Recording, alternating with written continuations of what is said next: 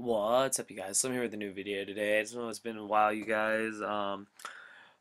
Just thought I'd start making videos for this, I guess, like new format we've entered into because even though the format's already a month in, with the release of Qliphoths, it's literally just like turned the entire Yu-Gi-Oh universe upside down.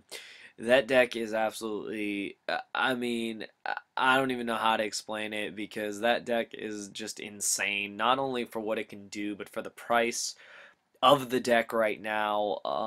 I know the set isn't being released until this Friday officially, but I mean, just after seeing people at sneak preview and seeing how like savagely they went after cards, it was a reality check that the deck was definitely going to be, not only probably the best, one of the best decks of the format, but just literally the most sought after cards in the entire set. The prices have been insane, and I know some people that have actually already finished the deck. Don't ask me how. In a sneak preview weekend, sometimes you can construct an entire deck. It just depends on, your resources, financially, etc.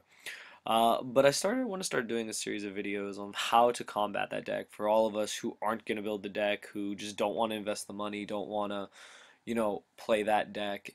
It's not the only deck this format. A lot of people are making that mistake and saying if you're not playing that deck, you're just not winning. I don't believe that's true.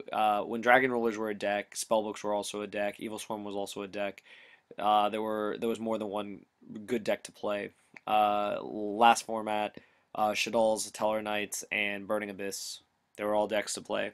And now we're pretty much in the same format. A couple changes. You still have Shaddoll's, you still have Satellar Knights, you still have Burning Abyss, but you do have Qliphoths. And Qliphoths is pretty damn nutty. But from the testing I've done against the deck, I have gotten my ass stomped by the deck several times when they resolve disc.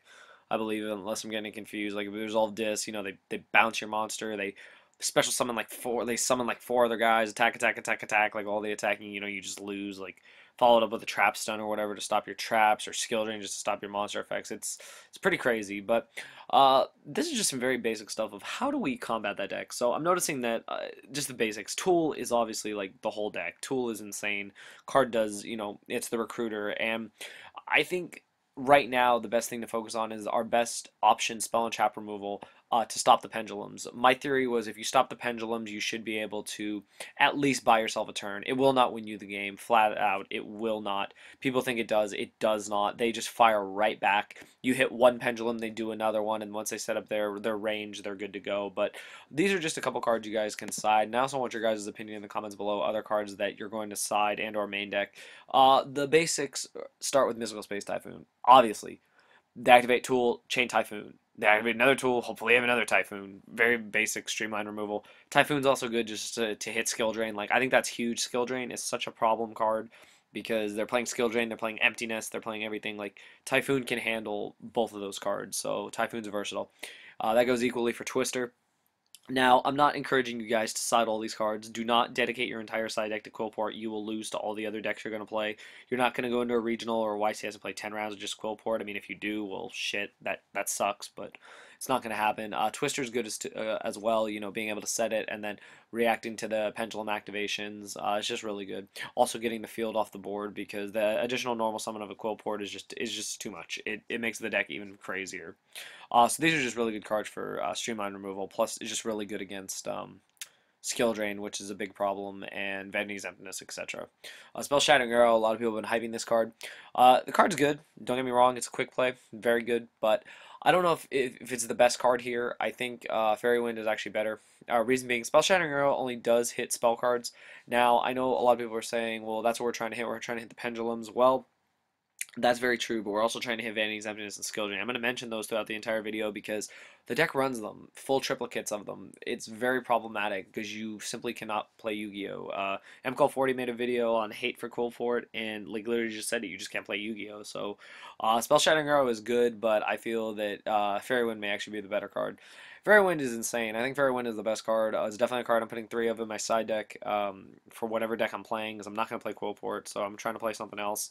And Fairy Wind is definitely something I want to play. I like it because it destroys all their spell and traps, emptiness, skill drain, everything. It has the burn damage in there. Same to so does Spell Shattering Arrow. It does a little bit more, but Fairy Wind will resolve and hit more cards, which is what I want to do. I want to hit the 2 Pendulum Zones. I want to hit their field. I want to hit everything in one just swift go, burn them for some life, and get back into the game. So I love this card. I think this card is going to be fantastic this format. And the last card is Black Horn of Heaven. The reason being is I could be wrong, but someone said that it negates the entire Pendulum Summon. I need someone in the comments below to let me know if that's true or not. I've heard that this card, heard a lot of hype behind this card. This is going to be the card that flat out hurts them like really, really bad. So is this true or not? Please let me know. I can't really speak on it because I'm not 100% sure yet. But if this card is able to stop their Pendulum Summon, let me know, because that's huge, because that's all you're really trying to do. You're just trying to completely stop the whole Pendulum Summon. So if these cards work, let me know what you guys think. This is just a part one, I guess, in multiple part videos. I'm going to include monsters and other stuff that can stop the deck, and what decks might actually be the best to play against that deck and why. Let me know what you guys think in the comments below. Are you playing Qliphoth? If you are, what hurts your deck? Honest question, what hurts your deck? Gotta be honest. If you're not playing Qliphoth, what is your strategy against them? What deck are you playing and why? What deck do you feel has the best potential against them? And yeah, that's all I'm gonna say, guys. Hope you guys enjoyed the video. Thumbs it up. Please leave in your comments below anything you want me to talk about, any deck profiles or anything you want me to profile for this rest of this format.